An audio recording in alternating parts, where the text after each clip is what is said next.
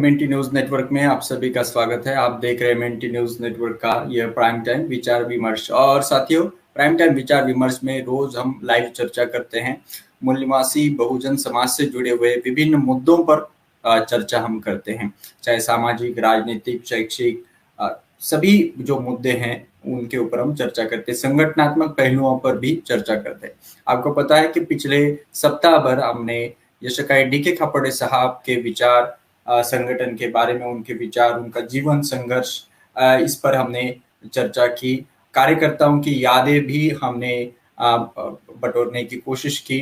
जिन कार्यकर्ताओं ने उनके साथ कार्य किया, उनके माध्यम से हमने ये जानने की कोशिश की कि खापड़े साहब का व्यक्तित्व कैसे था, किस प्रकार से वो समर्पित थे, प्रतिबद्ध थे मिशन के प्रति। बामसेफ संगठन जो मिशन के लिए बना हुआ है, फुले अम्बेडकरी मिशन, उसके प्रति उनकी क्या क्या भूमिका थी, क्या क्या उनका योगदान था, ये सारी बातें हमने पिछले सप्ताह भर हमने जानी। साथियों, उसके बाद एक सवाल खड़ा हुआ कि जो बामसेफ संगठन उन्होंने बचाया, फिर आगे उसको बढ़ाया और पूरे देश भर में उसको फैलाया, तो उस संगठन की आज क्या स्थिति है, उसके निर्माण की आज क्या स्थिति, इसके ऊपर हमने जानना आवश्यक है। आज कहाँ पर है बामसेफ, ये बहुत बड़ा सवाल है। या आगे उसको उसका अंतिम लक्ष्य पहुंचाने के लिए, अंतिम लक्ष्य तक पहुंचाने के लिए या अंतिम लक्ष्य हासिल करने के लिए बामसेफ की आज क्या तैयारी है, ये बहुत सारे सवाल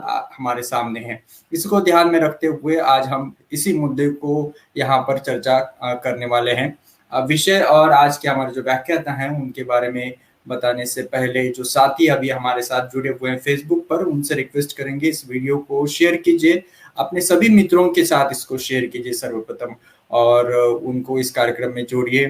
विभिन्न ग्रुप में भी इसको शेयर कीजिए फेसबुक के। अगर आप फेसबुक के ग्रुप में नहीं है तो कृपया उसमें ज्वाइन हो जाइए। जो मूल्यवासी बहुजन समाज के ग्रुप्स है उनके एडमिन के साथ बात कीजिए और उनको हमारे इस एमएनटी के प्रोग्राम को शेयर करने के लिए उनको रिक्वेस्ट करते रहिए।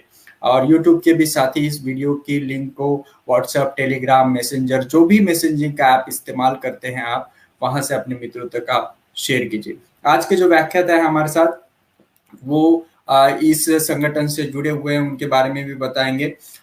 विषय के बारे में आपको बताना चाहेंगे।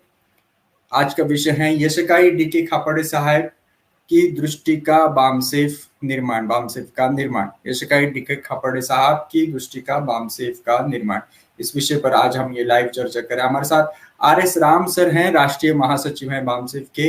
इनके साथ हम विस्तार से इस बात पर हम चर्चा करेंगे कि बामसेफ का जो निर्माण है डीके खापड़े साहब की दृष्टि का, वो कहाँ पर है, कहाँ तक बढ़ा हुआ है, आगे इसकी क्या क्या योजना है, ऐसे काफी सारे मुद्दे उनके साथ हम चर्चा करने वाले। तो जो भी साथी हमारे साथ जुड़ेंगे उनके व्याख्यान के बाद आपको सवाल पूछने का मौका मिलेगा। आप सवाल लिख सकते हैं कमेंट बॉक्स में, आपके नाम और आपके जिले के साथ, आपके राज्य के साथ आप सवाल कृपया लिखते रहें। आपके बाकी कमेंट्स भी आप लिखते रहें और इस वीडियो पर आने की आपकी दस्तक दीजिए। आज की लाइव चर्चा में आपके आने की दस्तक दीजिए। वीडियो को लाइक कीजिए और कमेंट बॉक्स में आप अपना अभिवादन लिखे। तो चर्चा को हम शुरुआत करते हैं। मैं आज के हमारे आमंत्रित व्याख्याता है उनको यहाँ पर स्क्रीन पर आमंत्रित करना चाहूंगा।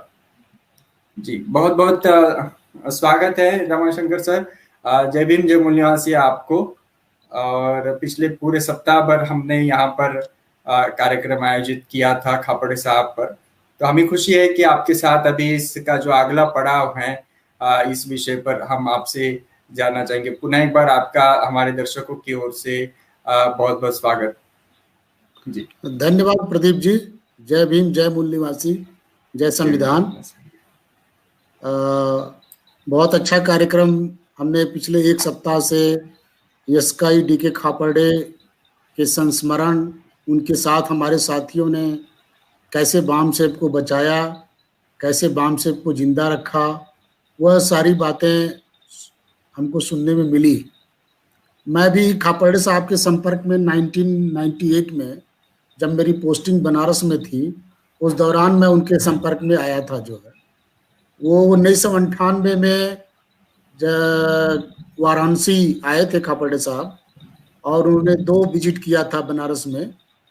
उस समय पटना का अधिवेशन होना था, उसके पहले जो है, और 2 दिन का कैडर कैंप भी उन्होंने बनारस में लिया था, और मुझे वो अवसर मिला था कि मैं उनका 2 दिन का कैडर कैंप अटेंड करूं। उस दौरान वो मेरे जो बनारस में मेरा घर था, उस घर पे भी आए थे, तो उस दौरान उनसे काफ़ी कुछ चर्चा परिचर्चा हुई और काफ़ी कुछ हमें सीखने को मिला। तो बहुत से साथी पिछले 1 सप्ताह से खापर्डे साहब के बारे में ढेर सारी बातें बताई हैं, तो मैं उसके आगे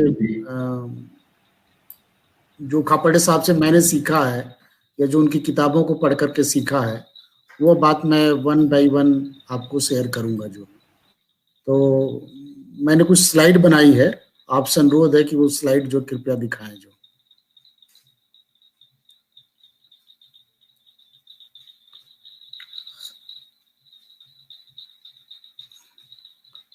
अगली स्लाइड लगाएं। जो बाबा साहब डॉक्टर अंबेडकर का एक कोटेशन है कि political tyranny is nothing compare to social tyranny and a reformer who defies society is more courageous than a politician who defies government.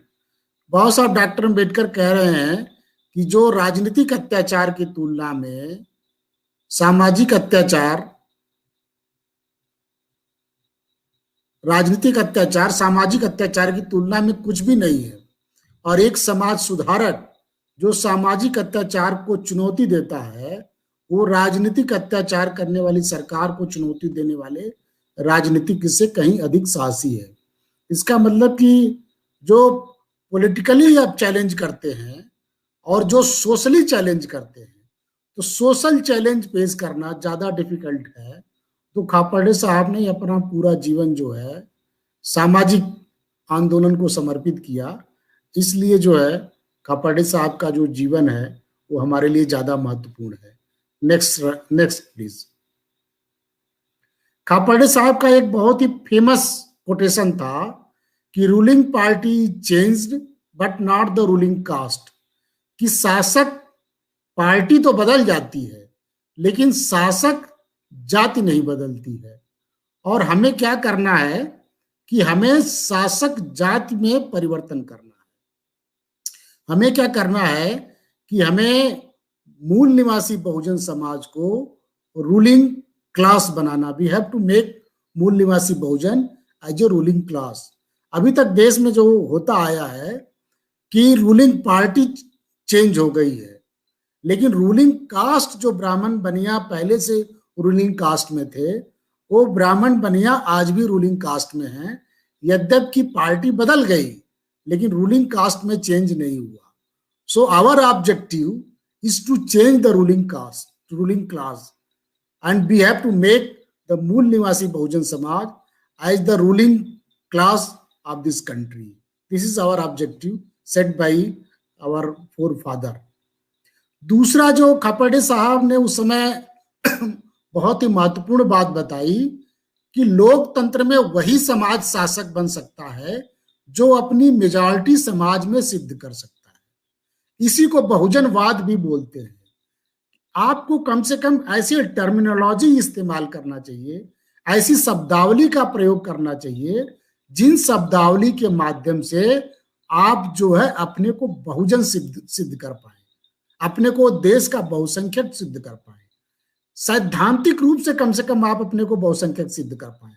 जैसे आप दलित शब्द का इस्तेमाल कर देते हैं या आप जो है जाति चेतना का इस्तेमाल करते हैं, तो ये जाति चेतना या दलित चेतना या जो है छोटे छोटे टुकड़ों में जो चेतना है आपकी, ये आपको देश का बहुसंख्यक घोषित नहीं करती है। तो ये खापर्डे साहब ने ये बात पकड़ा था कि अगर आपको शासक करती जमात बनना है तो आपको मेजॉरिटी अपने समाज में प्रूव करनी होगी। इसको आप याद रखेंगे तो आगे मैं इसका प्रयोग करूंगा। तीसरी बात उन्होंने बताई कि जो जाति चेतना के आधार पर जाति चेतना की स्टंटबाजी करके शासक वर्ग बनाने का आंदोलन नहीं चलाया जा सकता। आजकल हमारे बीच में बहुत सारे लोग जाति चेतना की स्टंटबाजी करने में लगे हुए हैं। वो अपने जाति पे गर्व करना चाहते हैं, जबकि जाति जो है ब्राह्मणों द्वारा बनाई गई है और वो जाति जो है हमको तोड़ने के लिए बनाई गई है। तो जाति के मजबूत होने से ब्राह्मणवाद अपने आप मजबूत होता है। आज हमारे बीच में कई प्रोफेसर, डॉक्टर जाति को समाज के रूप में बोलने लगते हैं। धोबी समाज, खटिक समाज, पासी समाज, यादव समाज, पाल समाज। जाति जो है समाज नहीं है, वो जाति है। और बाबा साहब डॉक्टर अम्बेडकर ने कहा था कि जाति जो है समाज बनाने में सबसे बड़ी बाधा है। तो जाति चेतना बढ़ने से हमारा काम नहीं होने वाला है, क्योंकि बाबा साहब अम्बेडकर ने कहा कि जातिवाद से समाज में अल्पसंख्यकवाद पैदा होता है। सब जातियों की तुलना में हर एक जाति अल्पसंख्यक है। जब सारी जातियां देश में अल्पसंख्यक है तो देश में राज किसका होगा? तो अल्पसंख्यकों में जो सबसे ताकतवर होगी उसी का राज होगा। इसलिए जो जाति जो है हमारे काम की नहीं है। खापर्डे साहब ने इसको कहा कि कास्ट कंससनेस को हमें क्लास कंससनेस में कन्वर्ट करना है। हमें जाति चेतना को वर्गीय चेतना में बदलना। We have to convert caste consciousness into class consciousness. ये चौथी बात खापर्डे साहब ने हमें बताई जो है। Next please. ये एक बहुत महत्वपूर्ण बात खापर्डे साहब ने बताया कि भारत में हिंदू वाद नाम का कोई वाद एक्चुअली में है नहीं। वो किराना की दुकान का उदाहरण देकर के कहते थे कि जैसे आप किराना की दुकान में जाइए और कहिए कि भैया मुझे 10 रुपए का किराना दे दो, तो वो कहेगा कि यहाँ पे साबुन मिलेगा, यहाँ पे तेल मिलेगा, यहाँ पे नमक मिलेगा, चावल मिलेगी, दाल मिलेगी, मसाला मिलेगी, लेकिन यहाँ किराना कोई प्रोडक्ट नहीं है, किराना नाम की कोई चीज नहीं मिलेगी। ऐसे ही आप जाइए तो कहिए मुझे हिंदू चाहिए, तो हिंदू नहीं मिलेगा। हिंदू में आपको 6743 जातियां मिलेगी जो। तो उन्होंने कहा कि हिंदूवाद नाम का कोई वास्तविकवाद नहीं है, जबकि मूल निवासी बहुजनवाद इस देश में वास्तविक और ऐतिहासिकवाद है और ये मेजॉरिटी भी है। लेकिन चूंकि ये मेजॉरिटी है, बैकवर्ड क्लास कह लीजिए या मूल निवासी बहुजन समाज कह लीजिए, वो इस देश की मेजॉरिटी है। इस फैक्ट को छुपाने के लिए इसका प्रचार किया जाता है या ये नैरेटिव प्रचार किया जाता है कि हिंदू इस देश में मेजॉरिटी है। हिंदू इस देश में मेजॉरिटी है, वो सिर्फ इस फैक्ट को छुपाने के लिए किया जाता है कि मूल निवासी इस देश की मेजॉरिटी है। जबकि हमारे विरोधी प्रचार कर रहे हैं कि हिंदू मेजॉरिटी है, जो कि खापर्डे साहब का मानना था कि हिंदूवाद की नाम की कोई आइडेंटिटी नहीं है। हिंदूवाद बेसिकली आर्टिफिशियल आइडेंटिटी है और एक्चुअली जो हिंदूवाद का मतलब है ब्राह्मणवाद। क्योंकि जब देश आजाद नहीं हुआ था तो उस समय जो आर्यन थियरी आई थी उसका जो है ब्राह्मण समर्थन कर रहे थे और अपने को आर्य बता रहे थे। चाहे Pandit Jawaharlal Nehru discovery of India लिख करके बता रहे हो, चाहे राहुल सांकृत्यायन बोलगा से गंगा लिख के बता रहे हो, चाहे आर्कटिक होप इन वेदास तिलक लिख करके बता रहे हो, ये सब प्रूफ कर रहे थे कि हम आर्यन हैं और हम विदेश से आए हैं। लेकिन जैसे ही देश को आजादी मिली तो उन्होंने हिंदू की थियरी को खोज करके निकाला। Next slide please.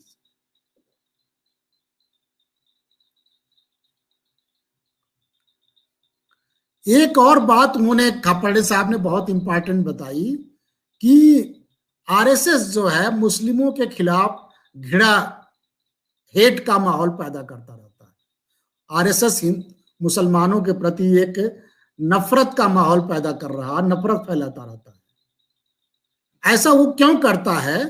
तो खापर्डे साहब का कहना था कि ऐसा वो इसलिए करता है कि वो चाहता है कि इसके रिएक्शन में हिंदुओं का पोलराइजेशन जो हमारे साथ हो जाए।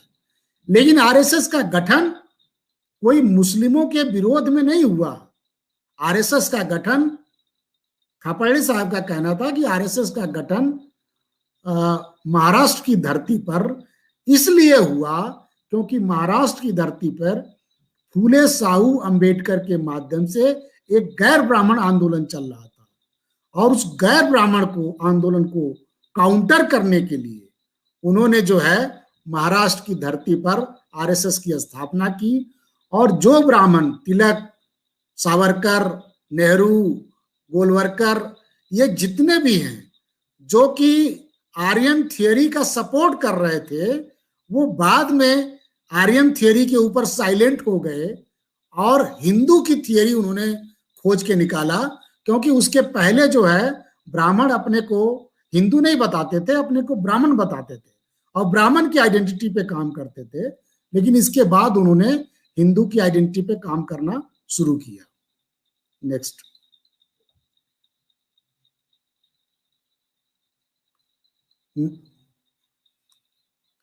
अब ये जो व्यवस्था परिवर्तन का हमारा लक्ष्य है, वो व्यवस्था परिवर्तन कैसे होगा, इसके बारे में 1996 में बामसेब का 13वां राष्ट्रीय अधिवेशन हुआ। उसमें खापर्डे साहब ने बोला कि व्यवस्था परिवर्तन का मतलब है देश की सत्ता की संरचना में बदलाव, और इसके लिए जरूरी है सामाजिक परिवर्तन, राजनीतिक परिवर्तन और फिर व्यवस्था परिवर्तन। खापर्डे साहब का मानना था कि व्यवस्था परिवर्तन के लिए जो जरूरी है कि शोषित और शासित जातियों जिन्हें व्यवस्था परिवर्तन चाहिए, उनके आपसी संबंधों का पुनर्निर्धारण, क्योंकि शोषित और शासित जातियों के बीच में अभी जो संबंध है वह क्रमिक असमानता के सिद्धांत वाली जो गैर बराबरी की व्यवस्था है उसके आधार पर है। इसलिए शोषित और शासित जातियों का जो राजनीतिक आचरण है वो अलग अलग ही नहीं, कभी कभी परस्पर विरोधी होता है। तो उन्होंने कहा कि अगर हमें व्यवस्था परिवर्तन करना है तो शोषित और शासित जातियों के आपसी संबंध को हमें पुनर्निर्धारण करना होगा, और ये जो क्रमिक असमानता के आधार पर संबंध है उसको हमें समानता के आधार पर स्थापित करना होगा। अगर हम ये कर पाते हैं तो हम व्यवस्था परिवर्तन करने में सफल रहेंगे। Next please.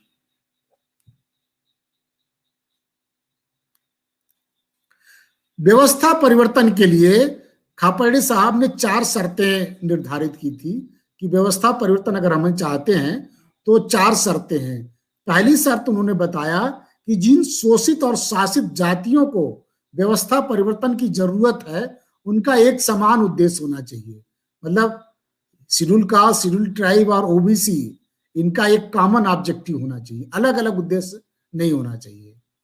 दूसरी उन्होंने शर्त बताई कि इनका एक कॉमन आइडियोलॉजी होनी चाहिए, कॉमन विचारधारा होनी चाहिए, और वो विचारधारा लोहियावाद, गांधीवाद, साम्यवाद या मार्क्सवाद नहीं हो सकती, बल्कि वो विचारधारा फूले अंबेडकर विचारधारा हो सकती है।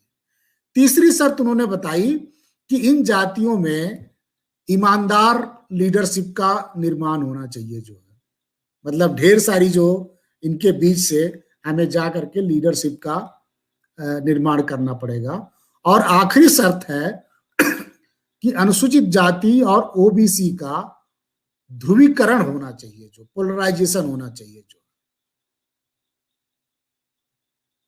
और अगर ये ध्रुवीकरण हो जाता है, शेड्यूल कास्ट और ओबीसी का ध्रुवीकरण हो जाता है, तो बाकी जो जातियां हैं, शेड्यूल ट्राइब हैं या माइनॉरिटी हैं, वो अपने आप इस ध्रुवीकरण का अंग बन जाएंगी, क्योंकि वो चाहती हैं कि ऐसा ध्रुवीकरण हो जाए जो। Next please.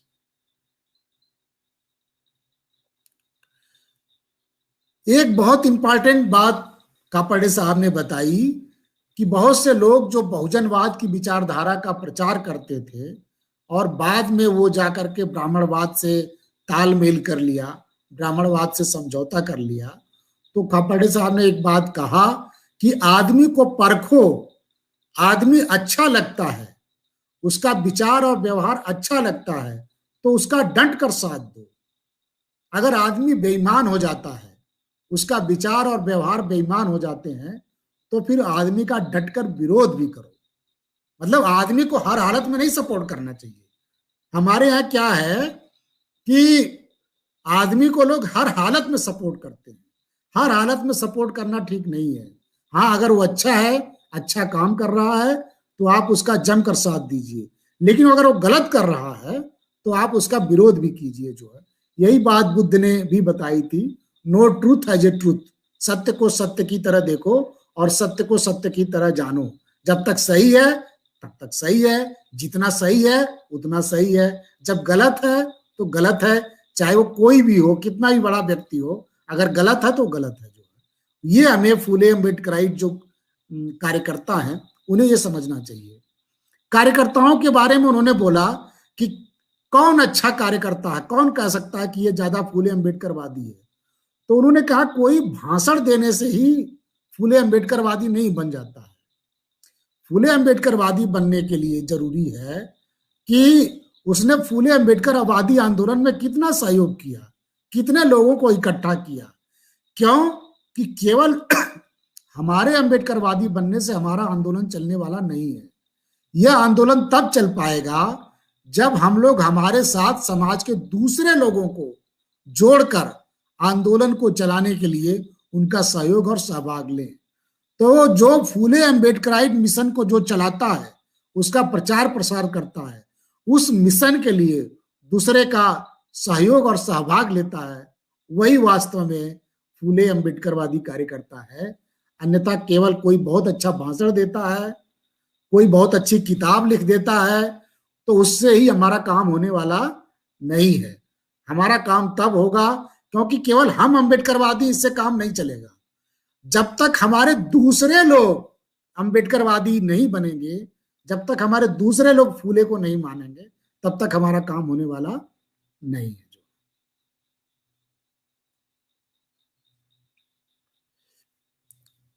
अब जो मैं ये बोलूंगा कि हम खापर्डे साहब के अनुसार जो है बामसेब को कैसे निर्माण कर रहे हैं, कैसे उनके विजन के अनुसार जो है हम बामसेब को आगे बढ़ा रहे हैं। तो जो उसमें सबसे पहली बात है कि आज हम बामसेब को एक संस्था के रूप में आगे बढ़ा रहे हैं। हम बामसेब को एक इंस्टीट्यूशन के रूप में आगे बढ़ा रहे हैं। अब ये बामसेब वो नहीं है जो ये व्यक्ति के नाम से जानी जाती है, बल्कि बामसेब जो है बामसेब के नाम से जानी जाती है, क्योंकि खापर्डे साहब का जो विजन था वो ये था कि व्यक्ति विशेष को महत्व देने की बजाय संगठन को उन्होंने महत्व दिया और उन्होंने संगठन का संस्थाईकरण किया। क्योंकि व्यक्ति आज है, कल नहीं रहेगा, लेकिन संस्था तो रहेगी। जैसे खापर्डे साहब आज नहीं है और बहुत सारे हमारे लोग जो मिशन को, दीना भाना कांसीराम आज नहीं है, लेकिन बामसेब तो है। तो बामसेब इसलिए है कि बामसेब को हमने एक संस्था के रूप में आगे बढ़ाने की जिम्मेदारी ली है। और खापर्डे साहब पूरे जीवन में उन्होंने योग्य, सक्षम और ईमानदार कार्यकर्ताओं को आगे बढ़ाया और उनके नेतृत्व में रह करके मेहनत और ईमानदारी के साथ काम किया।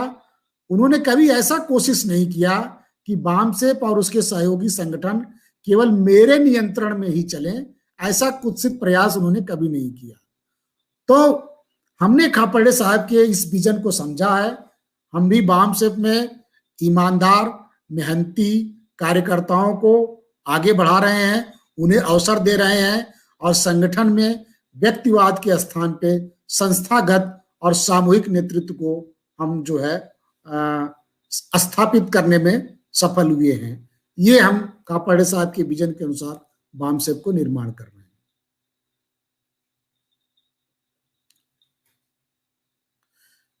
खापर्डे साहब जो है बामसेब की जो कंसीव हुआ बामसेब 1973 में, तब से वो बामसेब में सक्रिय रहे।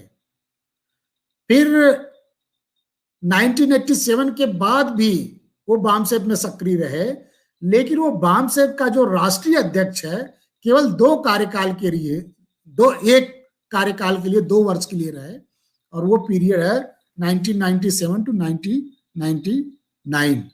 तो हमने ये खापर्डे साहब से सीखा है।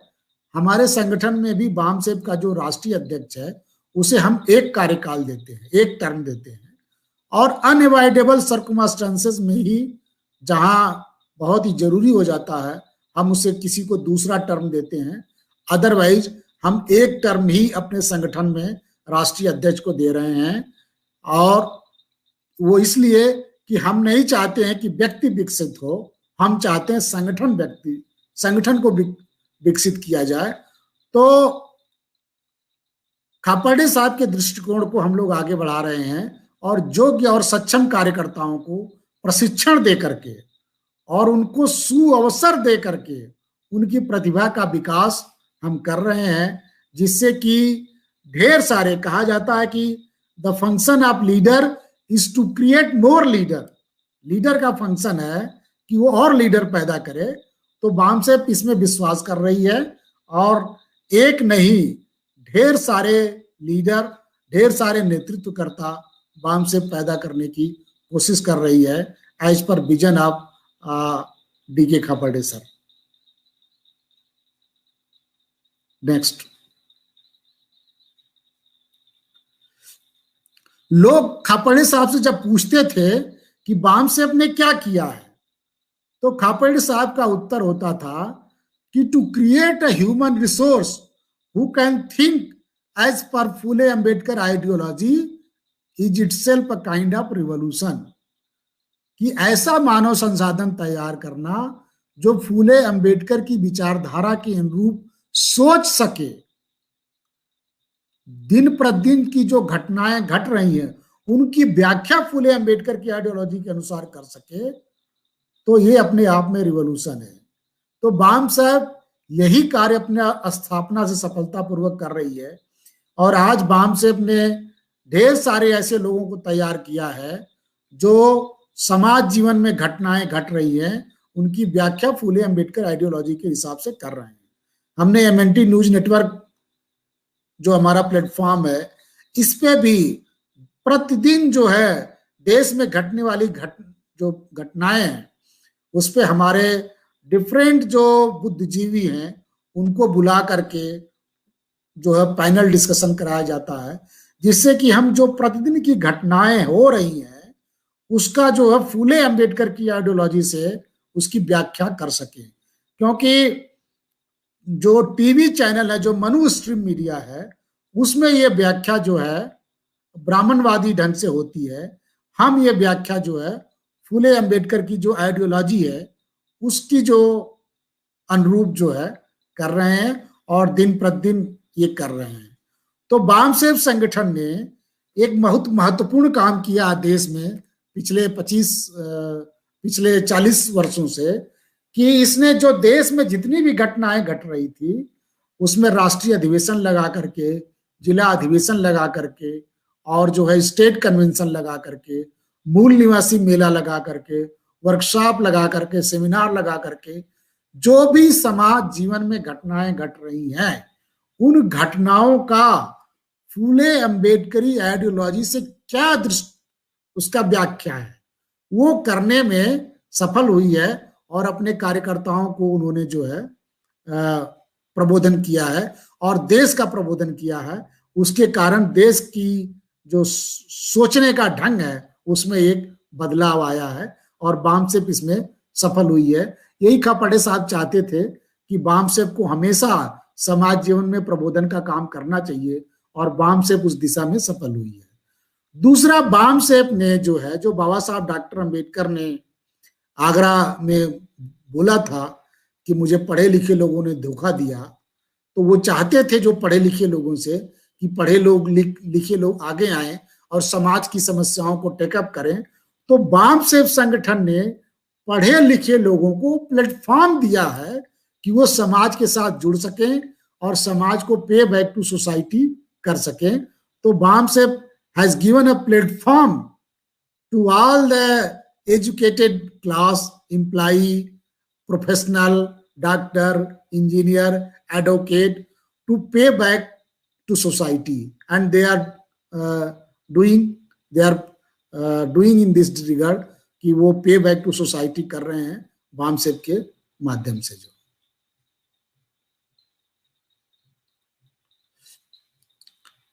अब जो ये चार्ट को अगर आप देखें तो जो वामसेप संगठन बना था और उसके बाद DS4 बना, उसमें बीएसपी बनी, तो उसके तीनों के अध्यक्ष जो है मान्यवर कांसीराम बन गए। जो है चूंकि वो तीनों के अध्यक्ष बन गए तो वो वहां से व्यक्तिवाद और सुप्रीमोवाद पनप गया। जो है ये उस समय हमारे लोगों ने नए थे और उस बात को पकड़ नहीं पाए। आप हमारे विरोधियों का संगठन देखेंगे तो उसमें भी आरएसएस का अध्यक्ष कोई और है, तो विश्व हिंदू परिषद का कोई और है, तो बीजेपी का कोई और है, क्योंकि ये अलग अलग संगठन हैं और अलग अलग उनका काम है।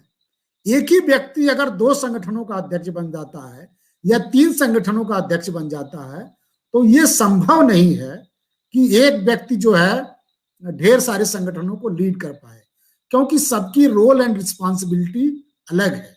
पॉलिटिकल बीइंग अलग है, सोशल बीइंग अलग है, एजुकेशनल बीइंग अलग है। तो ये संभव नहीं है, ये टेक्निकली गलत है कि एक ही व्यक्ति जो है सबको प्रिसाइड करे। तो हमने जो नीचे चार्ट बना हुआ है कि हमने जो है अपने यहाँ सुधार किया है। आज जो वामसेप हमारा है उसके राष्ट्रीय अध्यक्ष मूल निवासी एन गंगाधर साहब हैं। मूल निवासी संघ है उसके जो राष्ट्रीय अध्यक्ष हैं मूल निवासी उमेश चंद्र गौड़ है। मूल निवासी कर्मचारी कल्याण महासंघ है उसके राष्ट्रीय अध्यक्ष मूल निवासी SS धम्मी जी हैं। मूल निवासी विद्यार्थी संघ है उसके अध्यक्ष जो है इंजीनियर ललित कुमार हैं। और मूल निवासी सभ्यता संघ है उसके अध्यक्ष प्रभाकर निसर्गंध है। और ये सब लोग जो है 2-2 टर्म के लिए, 1-1 साल के लिए अध्यक्ष, 1-1 टर्म मतलब 2 वर्ष के लिए अध्यक्ष बनाया गया है। तो हमने 2 बातें कही, मतलब इसमें है कि एक व्यक्ति एक ही संगठन को प्रिसाइड करेगा जो है, और एक व्यक्ति एक टर्म प्रिसाइड करेगा।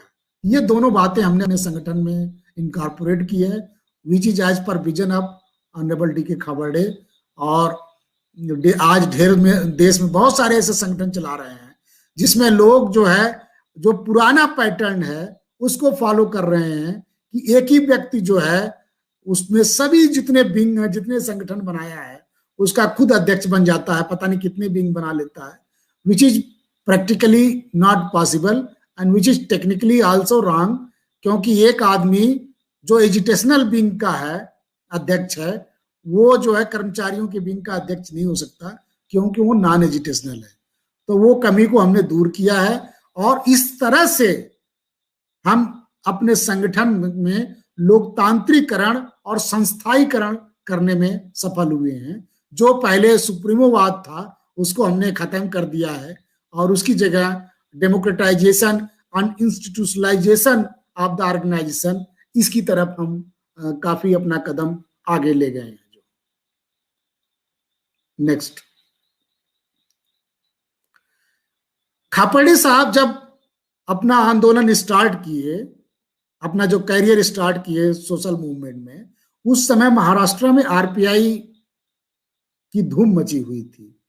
लेकिन खापर्डे साहब ने आरपीआई का साथ नहीं दिया। क्यों नहीं दिया? क्योंकि उस समय की आरपीआई ने तत्कालीन जो ब्राह्मणवादी पार्टी थी कांग्रेस से समझौता कर लिया। जो तो इसलिए खापर्डे साहब जो है आरपीआई का विरोध किए और वामसेप की स्थापना हुई। जो है तो इससे क्या मैसेज निकलता है कि हमें भावना में नहीं बहना है।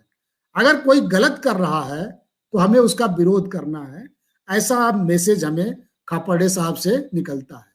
उन्होंने एक बात कहा खापर्डे साहब ने कि हमारा समाज किस हद तक साथ देता है। हम अगर मूवमेंट में बिखराव आ जाता है और कुछ नेता भ्रष्ट हो जाते हैं तो हमारे समाज ने भ्रष्ट नेताओं को, भ्रष्ट कार्यकर्ताओं को अभी तक सजा देना सीखा नहीं है। अगर हम यह बात सीख लें, अपने भ्रष्ट नेताओं या भ्रष्ट कार्यकर्ताओं को अगर हम सजा देना सीख लें तो हमारे नेता या कार्यकर्ता अपने आप भ्रष्ट नहीं हो पाएंगे। जो हमें खापर्डे साहब से सीखना है कि खापर्डे साहब ने अपने जीवन काल में रिपब्लिकन पार्टी का साथ नहीं दिया, क्योंकि तत्कालीन समय में रिपब्लिकन पार्टी फूले अंबेडकर के सिद्धांतों से दूर हट चुकी थी और ब्राह्मणवादी पार्टी से समझौता कर चुकी थी। तो ये खापर्डे साहब से हमें ये मैसेज ड्रा हो रहा है कि जो व्यक्ति या जो संगठन फूले अंबेडकरी विचारधारा, मूल निवासी बहुजन पहचान और लोकतांत्रिक प्रणाली से समझौता कर ले, हमें उसका साथ और सहयोग नहीं देना चाहिए। ऐसा हमें खापर्डे साहब से प्रेरणा मिलती है। तो बामसेफ ने भी ये निर्णय लिया है कि जो भी फूले अंबेडकरी विचारधारा, मूल निवासी बहुजन पहचान और लोकतांत्रिक प्रणाली से समझौता करेगा, बामसेफ संगठन उसके साथ कतई खड़ा नहीं होगा और उसको साथ और सहयोग नहीं देगा। क्योंकि हमें अपने जो भ्रष्ट, जो खापर्डे साहब चाहते थे कि हमें ऐसे समाज का निर्माण करना है जो अपने समाज के भ्रष्ट नेताओं को सजा, मतलब उन्हें पनिश करना सीख जाए। पनिश करना बहुत जरूरी है। हमारे समाज के जो गद्दार नेता हो जाते हैं, we have to punish them. So we are also incorporating this vision as per our vision of our D.K. Khapade in the BAMSEF and its offshoot being that we will punish those leaders who are corrupt and who has society के साथ जिन्होंने गद्दारी किया है, जिन्होंने फूले अंबेडकरी विचारधारा से समझौता किया है, जिन्होंने मूल निवासी बहुजन पहचान से समझौता किया है और जिन्होंने लोकतांत्रिक प्रणाली से समझौता किया है। Next please.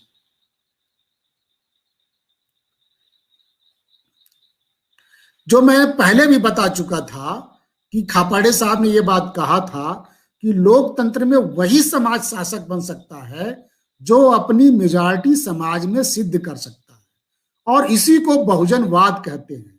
इसलिए उन्होंने उस समय बहुजन कंसेप्ट लेकर के हमारे महापुरुष आए थे जो है, और बहुजन कंसेप्ट जो है स्थापित हुआ, उत्तर प्रदेश में बहुजनवाद स्थापित हुआ। प्राचीन काल में बहुजन विचारधारा तथागत बुद्ध ने स्थापित किया, तो आधुनिक काल में बहुजन विचारधारा को राष्ट्रपिता ज्योतिबा फूले ने स्थापित किया।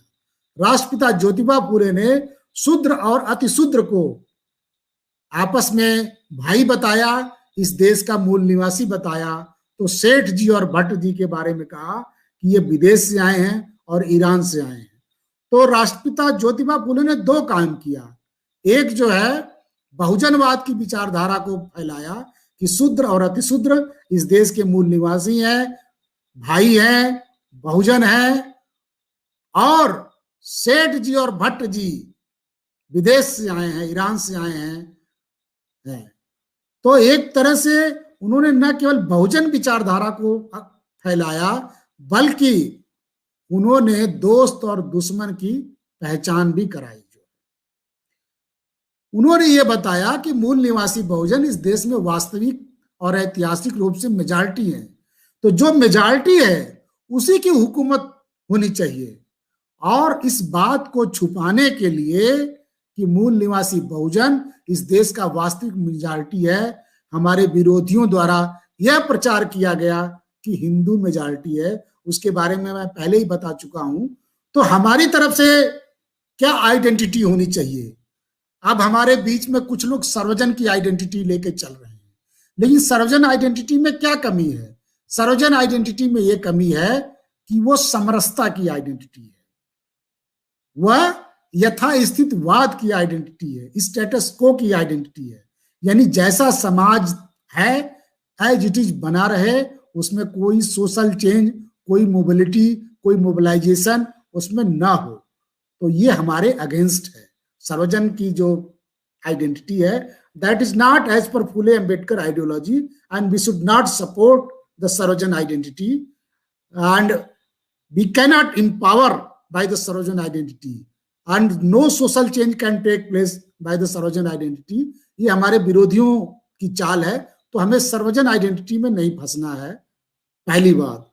दूसरा, जो हमारे कुछ लोग दलित आइडेंटिटी को आगे बढ़ा रहे हैं, लेकिन जैसा खापर्डे साहब ने कहा था कि लोकतंत्र में वही समाज शासक बन सकता है जो अपनी मेजॉरिटी, कम से कम सैद्धांतिक मेजॉरिटी, कम से कम शब्दों में मेजॉरिटी होनी चाहिए।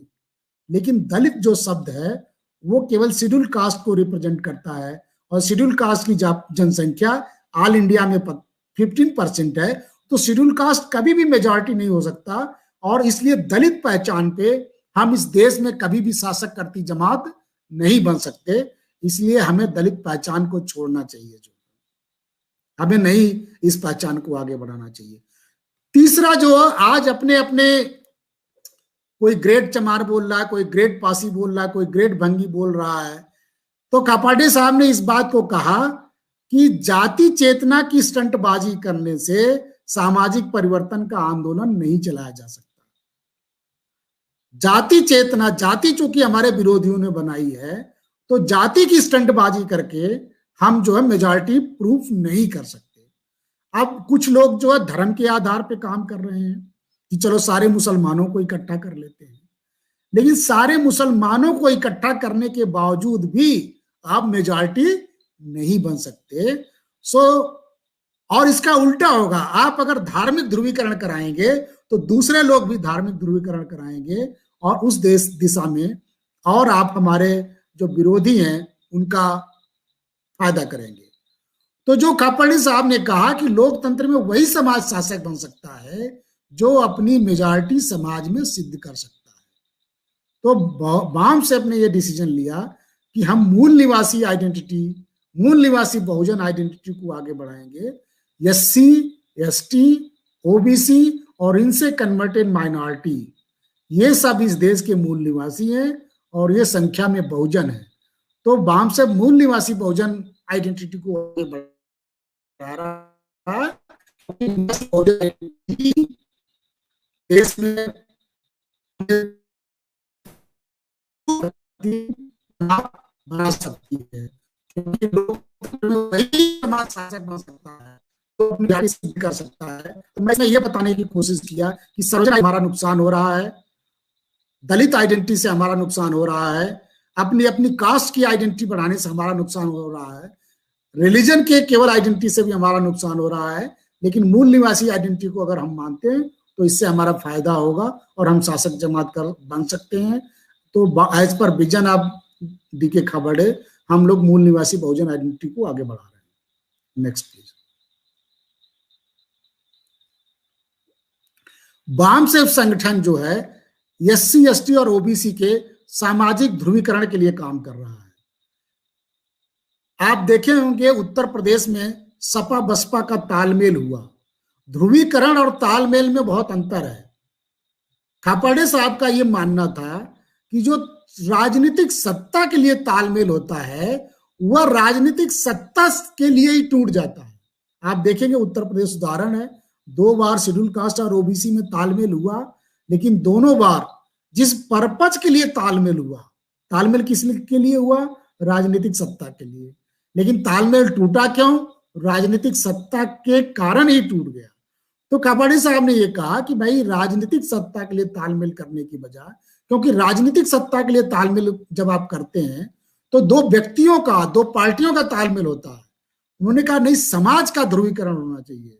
एससी और ओबीसी जो समाज है उनका पोलराइजेशन होना चाहिए और वो एक आइडियोलॉजी के आधार पे होना चाहिए, फूले अंबेडकर आइडियोलॉजी के आधार पे।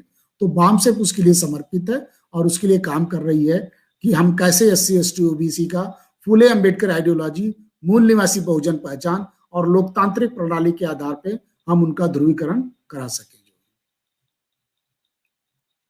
Next please.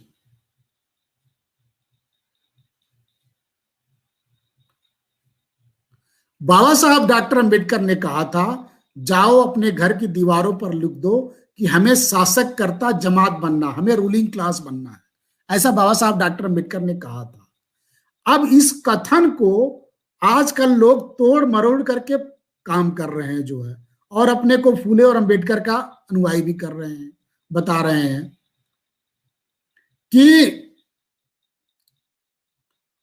शासक कर्ता जमात बनाने की बजाय शासक कर्ता परिवार बनाने में लगे हुए हैं जो। लेकिन बाम सेफ संगठन जो है किसी परिवार या व्यक्ति विशेष को शासक कर्ता बनाने की बजाय मूल निवासी बहुजन समाज को शासक कर्ता जमात बनाने में लगा हुआ है और इस दिशा में काम कर रहा है कि वी हैव टू मेक मूल निवासी Bahujan as the ruling class of this country. We are not working for any individual, we are not working for any family, but peoples are trying कि हमारे समाज में आज जो आप देखेंगे तो बहुत ज्यादा परिवारवाद बढ़ा है. जब आप किसी संगठन में परिवारवाद बढ़ जाता है तो वो संगठन जो है एक जाति विशेष का संगठन बन के रह जाता है और वो पूरे मूल निवासी बहुजन समाज की लीडरशिप नहीं कर सकता है. तो व्यक्तिवादी, परिवारवादी या सुप्रीमोवादी संगठन है, चाहे जो भी हो, चाहे जितने भी हो, चाहे जो लोग भी चला रहे हैं, वो एक जो है परिवार का संगठन बन करके रह जाते हैं, वो समाज का संगठन नहीं बन पाते, पूरे मूल निवासी बहुजन समाज की लीडरशिप वो नहीं कर पाते हैं. तो वामसेफ संगठन जो है लोकतांत्रिक प्रणाली पे चल रहा है और पूरे मूल निवासी बहुजन समाज का नेतृत्व देने का काम कर रहा है. अभी आप देखे होंगे पिछले साल आर्थिक आधार पर आरक्षण लागू हुआ और मूल निवासी बहुजन समाज के बहुत से नेता आर्थिक आधार पर आरक्षण की मांग उठाए और उसका समर्थन किया. आर्थिक आधार पर आरक्षण न केवल संविधान का विरोध है बल्कि हमारे महापुरुष फूले और अंबेडकर की आइडियोलॉजी का विरोध है. जिन लोगों ने भी आर्थिक आधार पर आरक्षण का समर्थन किया वे न केवल हमारे महापुरुषों की विचारधारा के खिलाफ में जाके काम किए बल्कि संविधान के विरोध में भी काम किए. लेकिन वामसेफ जो है ने आर्थिक आधार पर आरक्षण के खिलाफ जो है लड़ाई लड़ रहा है. सुप्रीम कोर्ट में केस पेंडिंग है और जल्दी ही हमें उम्मीद है कि इस पे पॉजिटिव फैसला आएगा. लेकिन हमें ऐसे लोगों को आइडेंटिफाई करना चाहिए, ऐसे नेताओं को आइडेंटिफाई करना चाहिए और जिन्होंने आर्थिक आधार पर आरक्षण का समर्थन किया है वो हमारे समाज के एक तरह से गद्दार नेता हैं. उन्हें हमें आइडेंटिफाई करना चाहिए और पनिश करना चाहिए. ऐसा हमारा वामसेफ का मानना. Next please.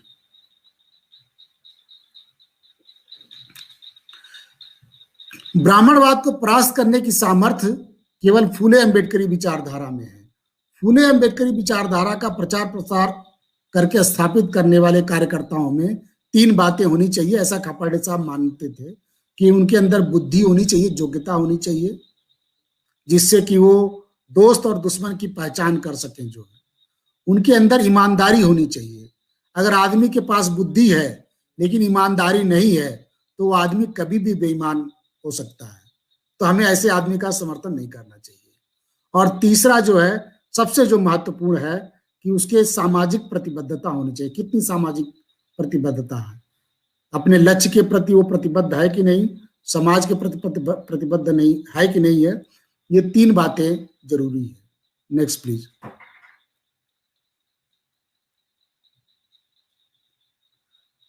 जो समाज में जागरूक हो गए हैं उनका दायित्व है कि वो शेष समाज को जागरूक करें. जो ऐसा खापर्डे साहब का मानना था. आज हमारे बीच में बहुत से फूले अंबेडकरवादी बुद्धिजीवी हैं जो आंदोलन की बात करते हैं, फूले साहू अंबेडकर की बात करते हैं, उनकी चर्चा भी करते हैं, लेकिन वो अपने घर पे बैठे रहते हैं, वो आंदोलन का हिस्सा बनना नहीं चाहते हैं. तो उनके बारे में मुझे कहना है कि भाई घर में बैठ करके आंदोलन नहीं चलाया जा सकता. आंदोलन चलाने के लिए आपको आंदोलन के निर्माण में अपना टाइम, टैलेंट और ट्रेजरी लगाना होगा और आपको मूव करना होगा. आप केवल घर में बैठ करके केवल फूले अंबेडकर की चर्चा करके, डिस्कस करके, उनकी जयंती मना करके आप फूले अंबेडकर का जो आंदोलन है वो नहीं चला सकते. दूसरा जो हमारी कैटेगरी है, बहुत से हमारे लोग हैं जो व्यक्तिगत स्तर पे काम करना चाहते हैं.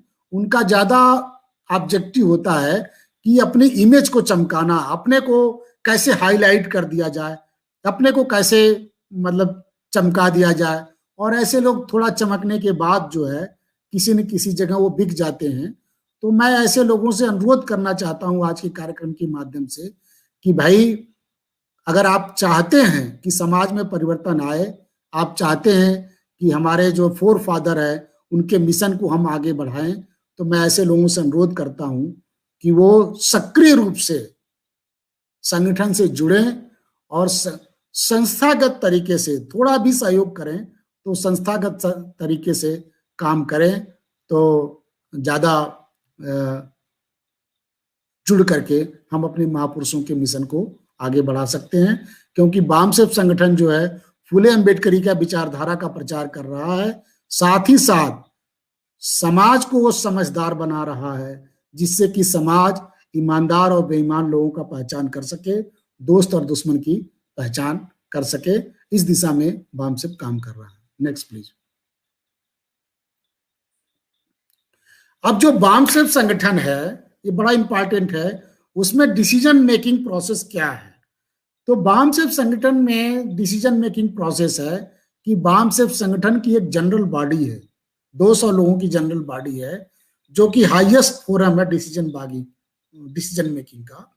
तो जो भी डिसीजन होता है वो जनरल बॉडी में पॉलिसी डिसीजन सारे होते हैं, और जो केंद्रीय कार्यकारिणी है बामसेफ की, वह जो है उस डिसीजन को इंप्लीमेंट करती है, जो जिससे कि हम किसी व्यक्ति विशेष का इसमें नहीं चलता है, बल्कि डेमोक्रेटिक ढंग से डिसीजन मेकिंग प्रोसेस है, और डेमोक्रेटिक ढंग से उसको कैसे लागू किया जाए उसका एक जो तरीका है, उस पे जो सामूहिक नेतृत्व जिसको कहेंगे, उसके अनुसार जो है, जिसमें रूल ऑफ मैन नहीं है बामसेफ में, रूल ऑफ लॉ चल रहा है, उसके अकॉर्डिंग काम हो रहा है।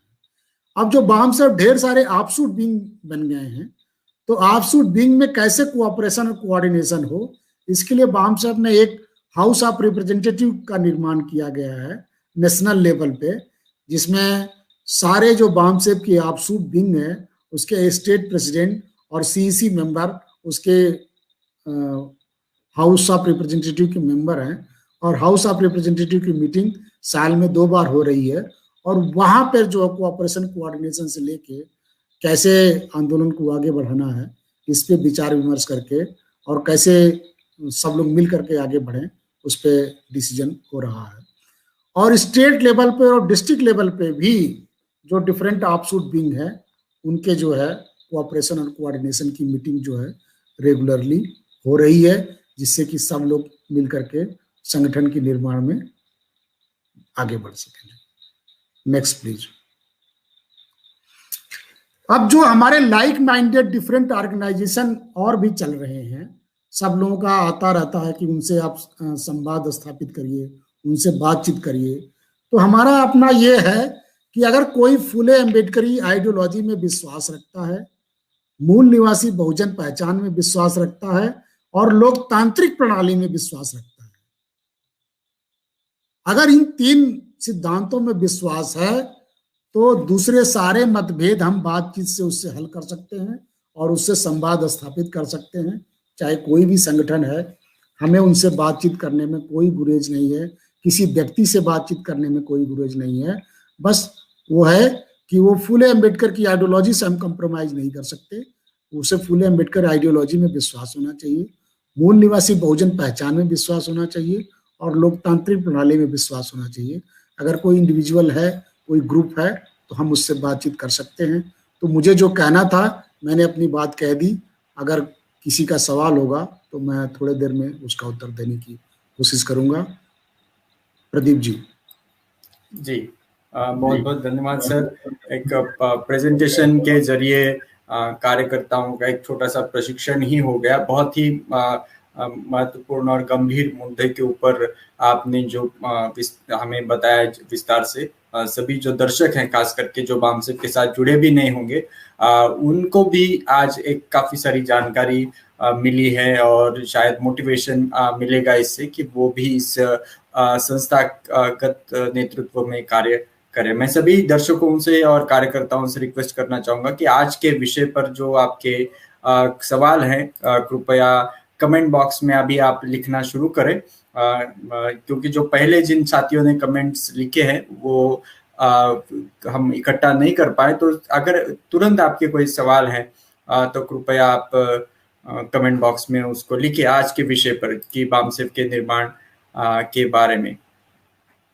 जी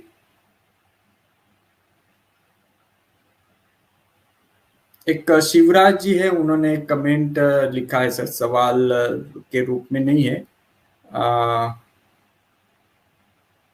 उनका ये कहना है कि कोई साथी जो है प्रॉपर कैडर से नहीं निकल के आते, काम करते रहते हैं, लेकिन उनको जबरदस्ती से कुछ पद दिया जाता है या फिर कोई जिम्मेदारी दी जाती है। तो उन्होंने कहा कि हम उनको इस बात का हमेशा हम एक विरोध करते रहते हैं, लेकिन हमारे पास काम करने वाले लोगों की भी कमी होती है। ये उनकी एक कमेंट है, तो इसके ऊपर आप क्या कहना चाहिए?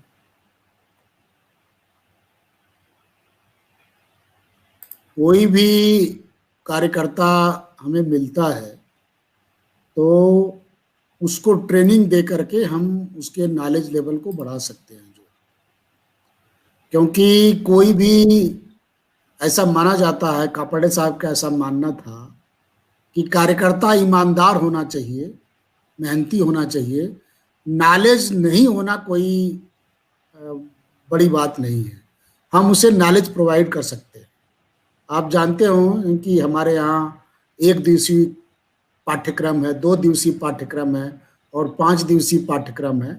तो कोई भी आदमी हमसे जुड़ता है, अगर वो ईमानदार है, मेहनती है, तो हम उसे नॉलेज मुहैया करा सकते हैं, उसकी ट्रेनिंग कर सकते हैं और उसकी ट्रेनिंग दे करके उसे हम एक बढ़िया कार्यकर्ता में तब्दील कर सकते हैं। मैंने ऐसे ढेर सारे लोगों को बढ़िया कार्यकर्ता बनते देखा है और वो धीरे धीरे डेवलप हुए और आज जो राष्ट्रीय स्तर पे काम कर रहे हैं और समाज का प्रबोधन कर रहे हैं। क्योंकि हम कोई ब्राह्मणवादी विचारधारा के नहीं हैं। हम ये नहीं मानते हैं कि बाई बर्थ किसी में नॉलेज होता है। हम तो ये मानते हैं कि ट्रेनिंग से और सीखने से आदमी का नॉलेज बढ़ता है और आदमी एक धीरे धीरे एक अच्छा कार्यकर्ता बनता है।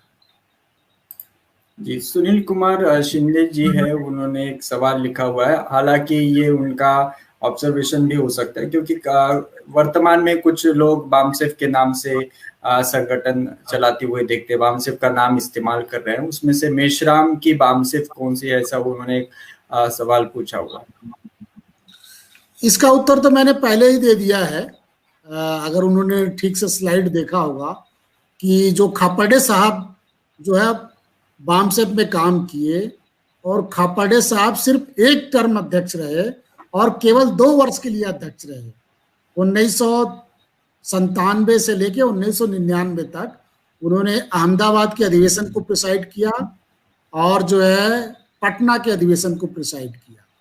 आजीवन वो बामसेफ में काम किए, लेकिन बामसेफ का अध्यक्ष केवल 2 वर्ष के लिए रहे। और जब खापर्डे साहब उस समय काम कर रहे थे तो उसी समय मूल निवासी संघ की स्थापना जो है 1993 में हुई थी। तो जो व्यक्ति बामसेफ का अध्यक्ष था वही मूल निवासी संघ का अध्यक्ष नहीं बना। मूल निवासी संघ का अध्यक्ष जो दूसरे व्यक्ति को बनाया गया, धर्मेश गजगे बने, फिर अपने डॉक्टर संजय इंगोले जी बने और तमाम लोग बनते रहे। जो है आज जो है जिनका वो नाम ले रहे हैं वो अपने नाम से संगठन चला रहे हैं और आजीवन चला रहे हैं, और एक नहीं 20 विंग उन्होंने बना ली है और सबका अध्यक्ष वो खुद प्रिसाइड कर रहे हैं।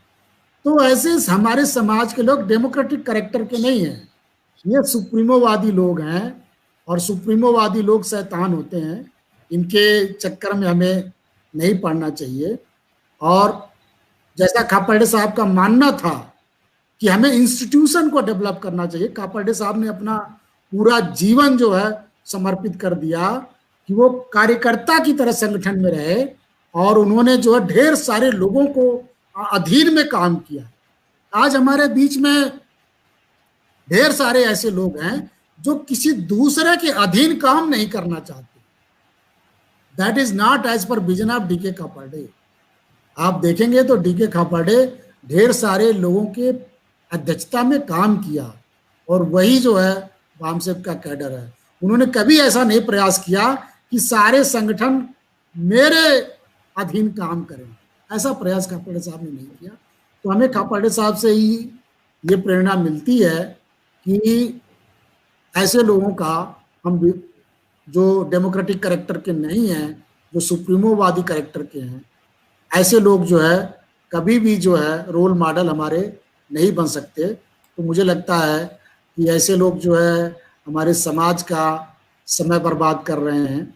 और जो व्यक्ति केंद्रित संगठन होते हैं, व्यक्ति के साथ शुरू होते हैं और व्यक्ति के साथ खत्म हो जाते हैं, तो आज नहीं तो कल वो खत्म हो जाएंगे।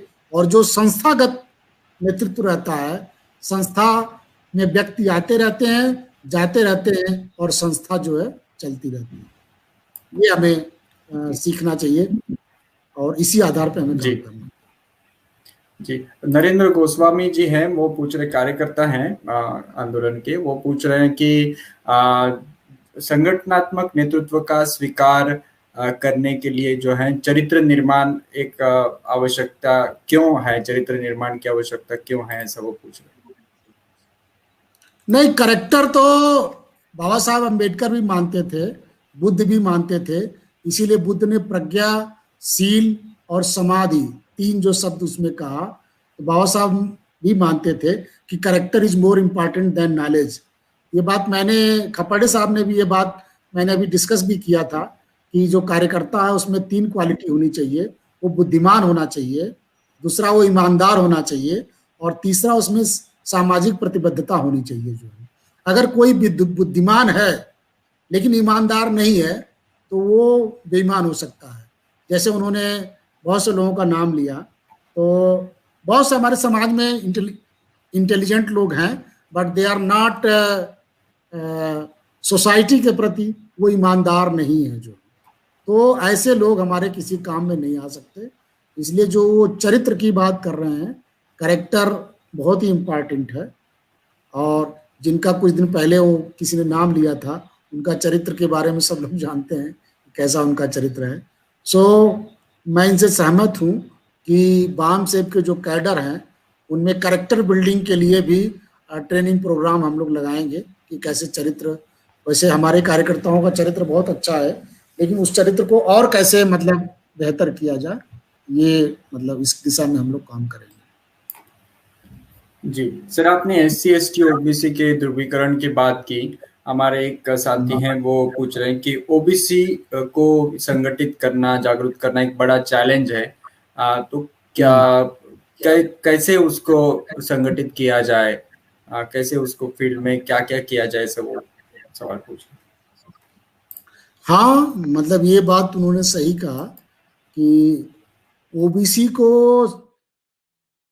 संगठित करना ही चैलेंज नहीं है, SC ST को भी संगठित करना चैलेंज है। मुझे लगता है दोनों में बराबर का चैलेंज है। तो हमें जो है परिस्थितियां धीरे धीरे हमारे फेवर में आ रही हैं और धीरे धीरे OBC को हम समझाने में सफल होंगे और स्लोली बहुत सा चेंज आया है, उनको मतलब दिख नहीं रहा है।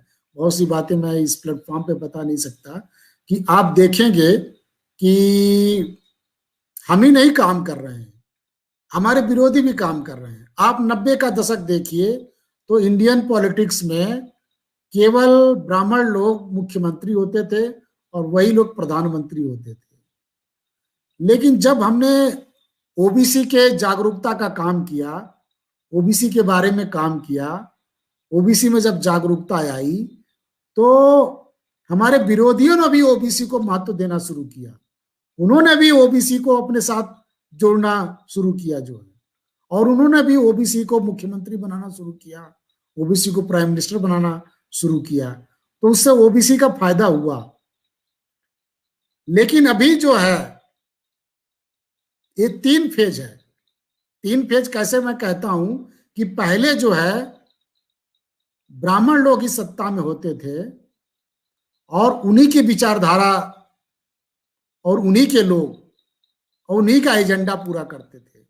फिर बीच का फेज आया कि उनको मजबूरी हो गई कि हमारे लोगों को उनको सत्ता देना पड़ा, हमारे लोगों को मुख्यमंत्री बनाना पड़ा, हमारे लोगों को प्राइम मिनिस्टर बनाना पड़ा। तो ये सेकेंड फेज आया है कि आदमी तो हमारा है लेकिन उसकी विचारधारा हमारी नहीं, उसका एजेंडा हमारा नहीं। तो एक थर्ड फेज आएगा जब आदमी भी हमारा होगा, विचारधारा भी हमारी होगी और एजेंडा भी हमारा होगा। और इसके लिए बाम से कृत संकल्प है, इसकी दिशा में काम कर रही है और हमें निराश नहीं होना चाहिए, क्योंकि निराशावादी लोगों ने कभी कोई परिवर्तन नहीं किया है। और ओबीसी को धीरे धीरे बातें समझ में आ रही है और धीरे धीरे ओबीसी भी इस बात को रियलाइज कर रहा है और दोस्त और दुश्मन की पहचान वो कर रहा है। बस हमारे कार्यकर्ताओं को जाना चाहिए और ओबीसी, एससी, एसटी, माइनॉरिटी सभी से संवाद स्थापित करना चाहिए और सभी को सामाजिक ध्रुवीकरण के लिए प्रेरित करना चाहिए। धार्मिक आधार के ध्रुवीकरण की बात हमें नहीं करनी चाहिए।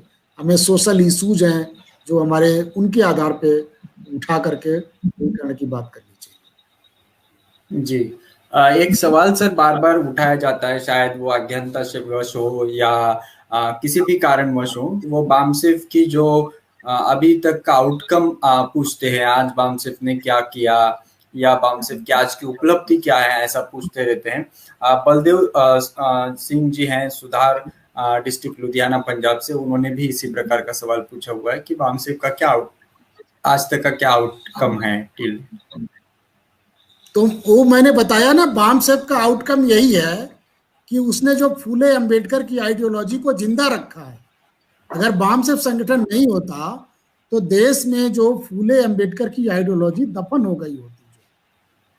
और बामसेफ का दूसरा जो आउटकम है वो ये है कि बामसेफ ऐसे लोगों को तैयार कर रहा है जो दिन प्रतिदिन घटने वाली घटनाओं की व्याख्या फूले अंबेडकर की आइडियोलॉजी से कर रहे हैं। जो अदरवाइज क्या होता कि जैसा कहते हैं कि जैसा आपका आइडियोलॉजी होगी वैसा ही आपका एक्शन होगा। तो आदमी हमारा ही है। आज हमारी चुनौती क्या है कि आदमी हमारा है लेकिन उसकी विचारधारा हमारी नहीं है। तो बामसेफ संगठन जो है फूले अंबेडकर आइडियोलॉजी को न केवल जिंदा रखा है बल्कि फूले अंबेडकर आइडियोलॉजी के अकॉर्डिंग कैडर प्रोड्यूस कर रहा है और जो दिन पर दिन की घटनाएं घट रही हैं उनकी व्याख्या फूले अंबेडकर आइडियोलॉजी से कर रहा है।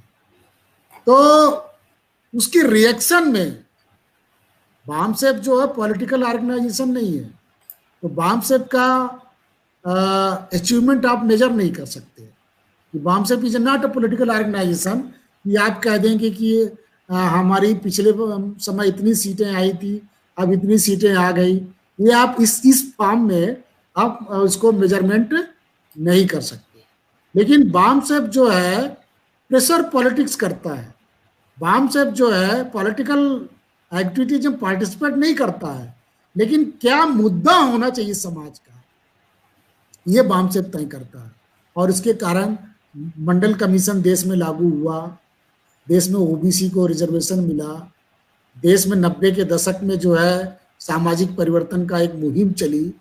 तो ढेर सारे अचीवमेंट हैं जो बामसेफ के कारण समाज जीवन में घटे, लेकिन उसकी क्रेडिट जो है डायरेक्ट आप बामसेफ को नहीं देते हैं, लेकिन वो सब बामसेफ के कारण ही समाज में हो रहा है और आगे भी बहुत सारे परिवर्तन जो है बामसेफ के कारण। जी, एक महत्वपूर्ण सवाल आया है, उसी के साथ इस कार्यक्रम को भी हम समाप्त करेंगे उसके विषय उसके जवाब के साथ।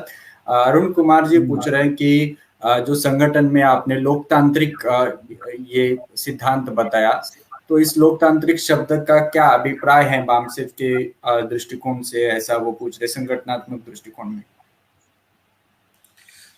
लोकतंत्र से हमारा अभिप्राय यही है कि जो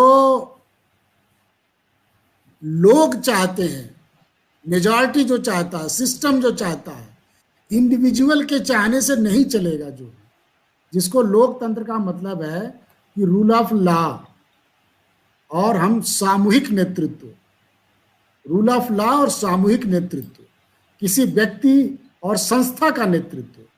हम बामसेफ की लीडरशिप हमारे यहाँ चल रही है और एक आदमी जैसे कि खापर्डे साहब का नाम लेंगे, खापर्डे साहब बामसेफ में कार्यकर्ता थे, अध्यक्ष कोई और था। ऐसे ही हमारे तमाम जो अध्यक्ष हुए बोरकर साहब अध्यक्ष हुए, चंदू मस्के अध्यक्ष हुए, मौर्य जी अध्यक्ष हुए, दयाराम जी अध्यक्ष हुए, धम्मी साहब अध्यक्ष हुए, आर्या जी अध्यक्ष हुए, परमार साहब अध्यक्ष हुए। तो ये अध्यक्ष नहीं भी रहे तो भी संगठन में एक साधारण कार्यकर्ता की तरह इन्होंने काम किया, क्योंकि इन्हें संस्था की लीडरशिप इन्हें एक्सेप्टेड है।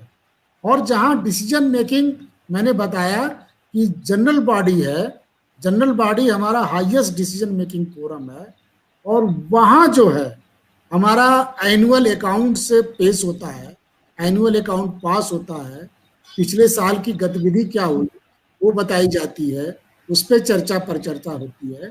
और जहां तक डेमोक्रेसी को डिफाइन करने की बात है तो डॉक्टर अंबेडकर ने डेमोक्रेसी को डिफाइन किया है। अगर डॉक्टर अंबेडकर को का कोट मैं पढ़ूं तो उन्होंने कहा कि वाल्टर बगहॉट जो डेमोक्रेसी की डेफिनेशन देता है कि democracy is government by discussion, मतलब डेमोक्रेसी ऐसा मेथड है जहां पे चर्चा परिचर्चा से सरकार चलती, मतलब डायलॉग एंड डिस्कशन। और ऐसा कहा भी जाता है कि डेमोक्रेट जो डिस्कस करते हैं और डिक्टेटर जो डिस्कस नहीं करते हैं। डिक्टेटर जो है आपको डिक्टेट करते हैं, सब निर्देश देते हैं, ये करो और ये मत करो, ये करोगे तो तुम्हारे खिलाफ ये होगा। तो हम जो है जो डॉक्टर अंबेडकर की डेमोक्रेसी की डेफिनेशन है वो उसमें पहला डेफिनेशन उन्होंने दिया कि Walter Bagehot define democracy as the government by discussion. दूसरा उन्होंने अब्राहम लिंकन को कोट किया कि अब्राहम लिंकन जो डेमोक्रेसी डिफाइन करते हैं, democracy by the people, for the people and of the people. लेकिन डॉक्टर अंबेडकर ने अपना जो डेफिनेशन दिया डेमोक्रेसी की, उन्होंने कहा कि democracy where the revolutionary change is brought without bloodshed. Democracy वो है जहां पे रिवोल्यूशनरी चेंज, क्रांतिकारी बदलाव बिना खूनी क्रांति के आता है, विदाउट ब्लडशेड जो आ जाता है। तो बामसेब में जो डेमोक्रेसी और इंस्टीट्यूशनलाइजेशन है उसका अभिप्राय यही है कि हम किसी व्यक्ति के नेतृत्व में काम नहीं कर रहे हैं, हम जो है बामसेब संगठन के नेतृत्व में काम कर रहे हैं। हाँ, बामसेब संगठन को मैनेज करने के लिए एक अध्यक्ष की जरूरत होती है, और वो अध्यक्ष जो है हम डेमोक्रेटिक प्रोसेस से 2 वर्ष के लिए चुन लेते हैं, और वो केवल 2 वर्ष के लिए अध्यक्ष होता है। और उसी तरह से हमारे जितने ऑफशूट विंग भी हैं उनमें भी 2-2 वर्ष के लिए अध्यक्ष चुन लिया जाता है। तो ये नहीं कह सकते कि ये फलाने का संगठन है, ये ठिकाने का संगठन है। आज आप देखेंगे तो हमारे समाज में ढेर सारे परिवारवादी, व्यक्तिवादी और सुप्रीमोवादी संगठनों की भरमार है। इनका परिवारवादी, सुप्रीमोवादी या व्यक्तिवादी संगठन है वो एक जाति विशेष के संगठन बन के रह जाते हैं। वो कभी भी पूरे मूल निवासी बहुजन समाज को रिप्रेजेंट नहीं कर सकते, वे मूल निवासी बहुजन समाज का नेतृत्व नहीं कर सकते। इसलिए बामसेब जो है एक डेमोक्रेटिक पैटर्न पे काम कर रहा है और इंस्टीट्यूशनलाइजेशन उसका हो रखा, संस्थाईकरण हो रखा है, और उस ढंग से हम काम कर रहे हैं। इसमें व्यक्ति आएंगे जाएंगे, लेकिन संगठन और विचारधारा वो दोनों चलती रहेगी, उस पर कोई कंप्रोमाइज नहीं। जी, बहुत बहुत धन्यवाद सर। अभी सवाल भी नहीं है, लेकिन जो कमेंट बॉक्स में अन्य जो सवाल आए हैं उनके जवाब पिछले कुछ वीडियोस में आए थे, इसलिए मैं उनको दोबारा उसको रिपीट नहीं करेंगे। विषय से हटकर सवाल थे। आपने आज हमारे साथ जुड़कर आज के जो विषय हैं यशकाई डीके खापर्डे साहब के दृष्टिकोण से दृष्टि का बामसेब का निर्माण, तो बामसेब आज कहाँ पर है, ये यहाँ तक आपने सारी चीजें बताई हैं, बातें बताई हैं। आगे भी कैसे कार्य करना है इसके बारे में भी आपकी तरफ से हमें मार्गदर्शन प्राप्त हुआ है। आपने यहाँ पर एमएनटी न्यूज नेटवर्क के इस प्लेटफॉर्म पर आकर हमारे पूरे दर्शकों को आपने प्रबोधित किया है। एक महत्वपूर्ण मुद्दे के ऊपर, सवालों के ऊपर आपने जवाब दिए, जानकारी दी, इसलिए हमारे दर्शक, कार्यकर्ता उनकी ओर से और एमएनटी की पूरी टीम की ओर से आपका आभार व्यक्त करता हूँ। बहुत बहुत धन्यवाद। जय भीम। जय भीम। धन्यवाद प्रदीप जी। मैं आपके माध्यम से मूल निवासी बहुजन समाज के लोगों से अनुरोध करूंगा कि जो लोग भी फूले अम्बेडकर आइडियोलॉजी में विश्वास रखते हैं, मूल निवासी बहुजन पहचान में विश्वास रखते हैं, डेमोक्रेटिक प्रोसेस में विश्वास रखते हैं, उनसे मैं अनुरोध करूंगा कि आप व्यक्तिगत स्तर पे, इंडिविजुअल स्तर पे काम करने की बजाय संगठन से जुड़ करके, संगठन में अपनी रोल और रिस्पॉन्सिबिलिटी ले करके उसमें अपना योगदान दें। तो हम बहुत जल्दी हमारे जो फूले साहू अम्बेडकर सहित गौतम बुद्ध, कबीर, नानक, ये जो हमारे महापुरुष हुए हैं, पेरियार, सावित्रीबाई फूले, इनका जो मिशन है उसको हम जल्दी अचीव कर पाएंगे। धन्यवाद। जय भीम, जय भारत, जय मूल्य निवासी। जी बहुत बहुत धन्यवाद सर। जय भीम, जय भारत, जय मूल्य निवासी, जय संविधान। Thank you very much sir. साथियों, आज हमने महत्वपूर्ण विषय पर चर्चा की। ये वीडियो MNT न्यूज नेटवर्क के फेसबुक और यूट्यूब चैनल पर रहेगा। आप सभी से हम रिक्वेस्ट करेंगे कि इस वीडियो को अभी पुनः आप अपने खुद की टाइमलाइन पर, फेसबुक पर शेयर कीजिए, व्हाट्सएप के माध्यम से भी अपने कार्यकर्ता मित्रों तक शेयर कीजिए। जो साथी फुले अम्बेडकर आंदोलन में कार्य कर रहे हैं या करना चाहते हैं, ऐसे सभी कार्यकर्ताओं के पास, युवाओं के पास, महिला कार्यकर्ताओं के पास इस वीडियो को आप शेयर कीजिएगा और उनको ये महत्वपूर्ण आज की चर्चा उनको दिखाइएगा, उनके साथ आप चर्चा भी कीजिएगा। आप हमारे साथ जुड़े हैं, इसलिए पुनः एक बार आप सभी का आभार व्यक्त करना चाहूंगा और कल के कार्यक्रम की जानकारी देकर यहाँ पर ये आज का अंक हम यहाँ पर समाप्त करेंगे। कल हमारे साथ बहुत ही महत्वपूर्ण विषय पर चर्चा होगी। मंगलवार 18 मई को रात्रि 8:30 बजे मराठा आरक्षण एवं सुप्रीम कोर्ट का निर्णय, मराठा आरक्षण के क्या क्या परिणाम है, क्या किस प्रकार से उसके ऊपर चर्चा हुई और सुप्रीम कोर्ट के निर्णय का क्या अर्थ है, ये कई सारे मुद्दे हैं जिसके ऊपर निवासी डॉक्टर KS चौहान सर के साथ हम बातचीत करने वाले हैं। Doctor KS Chauhan sir advocate हैं, सुप्रीम कोर्ट में प्रख्यात लेखक है, कानूनी और संवैधानिक मुद्दों पर उन्होंने पुस्तकें लिखी हैं और राष्ट्रीय उपाध्यक्ष हैं people's party of India democratic के। तो साथियों, कल मराठा आरक्षण एवं सुप्रीम कोर्ट का निर्णय, इस विषय पर आप हमारे साथ जुड़ेगा। आपके सवाल हमारे साथ कमेंट बॉक्स में लिखें। हमारे MNT न्यूज नेटवर्क के मैसेंजर पर भी आप हमें आज के लिए सवाल भेज सकते हैं। आप सभी के सवाल आमंत्रित है। कृपया इस विषय के बारे में जितने भी आपके सवाल होंगे कृपया हमें लिख करके भेजिए। बहुत बहुत धन्यवाद हमारे साथ जुड़ने के लिए। पुनः मिलेंगे कल रात्रि 8:30 बजे। जय भीम, जय मूल्य निवासी, जय भारत, जय संविधान।